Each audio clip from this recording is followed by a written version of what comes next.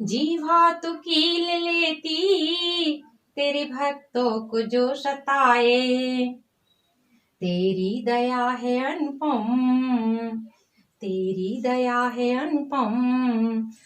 Corona और इस जैसी महामारियों के लिए मंत्र योग साधना भी एक चिकित्सा का काम करती है।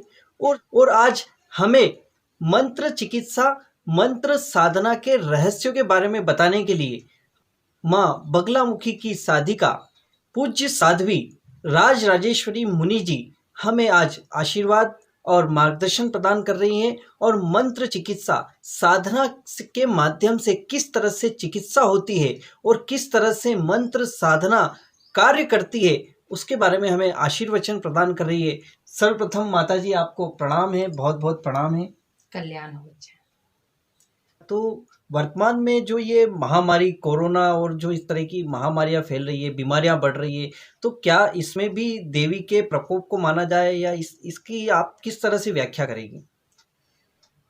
महर्षि पतंजलि ने भी कहा है, योग अपनाइए रोग भगाइए। योग के माध्यम से अपनी सोई हुई शक्तियों को जगाना है, सोई हुई शक्तियों को जगाना है, मंत्रों का मनन करना है। मंत्र चाहे कोई भी हो, मंत्रों का मनन, जो आपको मंत्र मिला है, गुरु मंत्र या जो भी मंत्र आप जिसे इष्ट मानते हैं, गुरु मानते हैं, उनका मंत्र जप कीजिए। प्रेम भक्ति और श्रद्धा से आप अपने ईश पर विश्वास कीजिए, क्योंकि सबका मालिक वो ही है। मंत्रों के माध्यम से आप कुछ भी पा सकते हैं, क्योंकि मंत्र वो डायल नंबर है।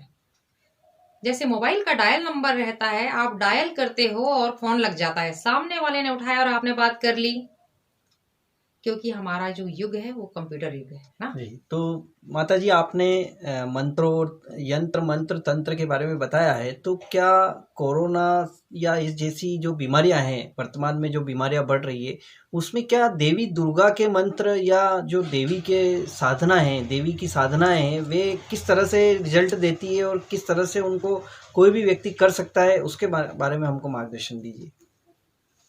जब चारों ओर से विपत्ति हमें घेर ले, जी। कोई रास्ता नजर ना आए, लोग हमारी छवि खराब कर रहे हैं, रोग रूपी शत्रु हमें परेशान कर रहे हैं, महामारी रूपी शत्रु परेशान कर रहे हैं, जहां डॉक्टर के पास इलाज कर करके हम थक गए हैं।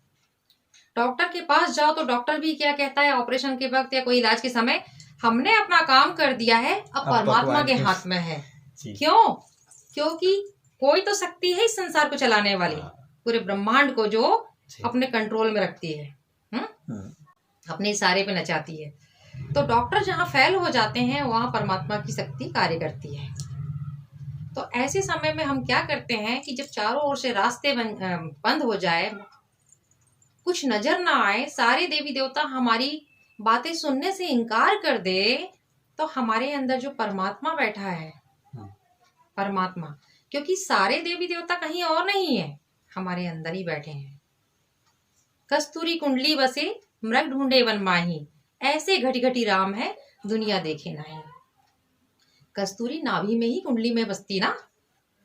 हिरन जंगल में ढूंढता रहता है, लेकिन उसकी खुशबू कहाँ से आती है? उसकी नाभि से। ठीक वैसे ही परमात्मा हमारे अंदर बैठा है। हम दुनिया भर में भटक रहे हैं, घूम रहे हैं, परमात्मा को ढूंढ रहे हैं, लेकिन असली परमात्मा हमारे अंदर बैठा है। सरकार यही तो संदेश देना चाहती है कि समय है अभी भी, चेत जाओ, अपनी चेतना को जागृत करो, योग शक्तियों से अपने अंदर की शक्तियों को जगाओ। जो बाहर के शत्रुओं से निपटना आसान है, लेकिन जो अंदर के शत्रु रहेंगे, तो अंदर के शत्रुओं से लड़ना मुश्किल है। तो योग शक्तियों के माध्यम से अपनी शक्तियों को जगाओ और बीमारी पर विजय प्राप्त करो। बीमारी ही नहीं, दरिद्रता रूपी शत्रु, शोक रूपी शत्रु, तकलीफ, जो दुख तकलीफ होती है, हाँ, फिर दरिद्रता होती है, तो ये सारे शत्रु महिषासुर हमारे अंदर बैठे हैं। रक्त बीज हमारे अंदर बैठा है। आज ये महामारी फैली है तो ये रक्त बीज का काम कर रही है। अब इस रक्त बीज को मारने के लिए हमारे अंदर की दुर्गा को जगाना होगा, हमारे अंदर की काली को जगाना होगा, बगला को जगाना होगा, क्योंकि बगला स्तंभन करेगी, यानी शत्रु को वहीं की वहीं रोक के रखेगी। भैरवी उसको सम्मोहित करेगी कि शत्रु हमारे पास पहुंच ही ना पाए, अटैक ना करे। उसको 6 फीट की दूरी पे ही उसको रोक के रखेगी। 6 फीट की दूरी पे ही उसको रोक के रखेगी। कैसे? क्योंकि कोरोना की तरह ये जो रक्त बीज रूपी जो दानव है, जो हमको तत्काल नष्ट करने वाला है वायरस के माध्यम से, तो इस रक्त बीज को मारना है। अभी आने वाला समय तो और ज्यादा खतरनाक होगा, महामारी तेजी से फैलेगी। तो ऐसे समय में महामारी से बचना है तो घर पे ही रहिए, सुरक्षित रहिए, अपने इष्ट का मनन, अपनी जो भी दैविक शक्तियों को आप मानते हो तो अपनी देवी की उपासना जब तक अपने घर पर ही रह के कीजिए। तो चैत्र मास के जो 9 दिन आ रहे हैं, तो हो सके तो 11 दिन की साधना, 11 दिन की साधना माता बगलामुखी की जरूर करें। क्योंकि माता बगलामुखी जो है वो सम्मोहन की देवी है, वशीकरण की देवी है। माता बगलामुखी जो है वो वशीकरण की देवी है, स्तंभन की देवी है, शत्रु विनाश की देवी है और स्वयं में ब्रह्मास्त्र है। घर में खाली मत बैठिए, टाइम वेस्ट मत कीजिए, आप मेडिटेशन करना चालू कर दीजिए। मेडिटेशन में माँ बगलामुखी के बीज मंत्रों का जप चालू कर दीजिए। आप स्वयं देखेंगे कि 10 दिन बाद आपका नवयौवन कैसे वापस आता है। आपकी वो खोई हुई सुंदरता, आपका वो ओज, वो तेज, वो शक्ति फिर से वापस आएगी। अखंड जोत जलाइए, घी की अखंड जोत जलाइए और घर में क्या कपूर जलाइए। आरती में कपूर जला के उसमें लौंग रखिए।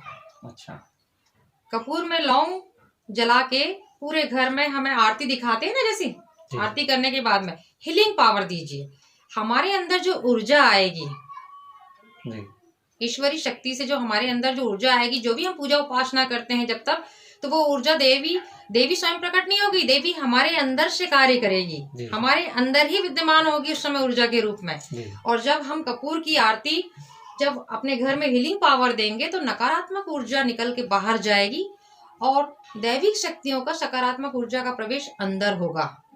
घर के अंदर हमारे आसपास एक सुरक्षा कवच तैयार होगा जिससे कोई भेद नहीं पाएगा। या तो ऐसा करिए कि जिसके घर में ज्यादा अगर नकारात्मक ऊर्जा है, कार्य अगर बिगड़ रहे हैं, बन नहीं रहे हैं, उसके कार्य सिद्ध नहीं हो रहे हैं, बार बार किसी कार्य के लिए जाता है, कार्य नहीं बनते, तो वो पीली सरसों ले ले, पीली सरसों को वो दिए में जला ले या कंडे पे जला ले या तो दिए में रख के कपूर से जला ले और पूरे घर में उसकी हीलिंग पावर द्वारा उसकी जोत से दिखा दे, घुमा दे, अपने आंगन प्रांगण में जहां भी दिखा दे। तबीयत ठीक नहीं हो रही है, नजर लगी है, या फिर कई बार व्यक्ति आड़ा पड़ जाता है बिस्तर में, उठ नहीं पाता, यहाँ तक कि डॉक्टर के घर तक पहुंचना मुश्किल हो जाता है, उसका हिल डुल नहीं सकता। तो ऐसी कंडीशन अगर बनी है तो पीली सरसों के दाने ले ले, माता को याद करे, जो उसके इष्ट है, पहले इष्ट का ध्यान करें, गुरु का ध्यान करें, इष्ट का, और फिर ले अपने ऊपर से 7 बार वारे सरसों के दाने 7 बार उतारे, जय माँ बगलामुखी, और डाल दे कंडे की आग में या कपूर में, और फिर उस धुएं से ये जोत से ऐसा करें ऊपर से लेके नीचे तक।